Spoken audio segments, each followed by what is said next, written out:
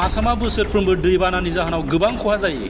नाथाय मिरु सरकारा आसामखौ दैबानानि जेंनानि समाव नेवसिगारदों नामा?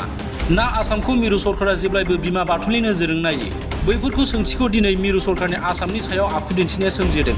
मिरु सरकारा आसामनि दैबानानि जेंनाखौ सुस्रांनायनि गुबै राहाखौ दासिमबो जगायनानै होआखै। मिरु सरकारा आसामनि दैबानानि जेंनाखौ लानानै गोबां खावलायनायफोरखौ गोबां खेब नेवसिगारदों। बे बोसोराव जानानै थांनाय दैबानानि खहाखौ सुफुंनो मिरु सरकारा जेबो राहा लायाखै। मिरु सरकारनि आसामखौ नेवसिनायखौ दैबानानि समाव अनसुंथाइ बिनायखौ नेवसिनायखौ नोजोर होयोब्लानो नोंथांमोना रोखा जागोन। आसामा 5 बोसोराव मिरु सरकाराव गासै 10,785 कौटि रां अनसुंथाइखौ दैबानानि खहाखौ सुफुंनो बिदोंमोन। नाथाय मिरु सरकारा आसामनो गासै 292 कौटि रांखौल' होदों। मख'नो गोनांदि माब्लाबा बोसोराव आसामा दैबानानि खहाखौ सुफुंनो खावलायनायाव मिरुनि अनसुंथाइनिफ्राय जानगाराव थानांदों।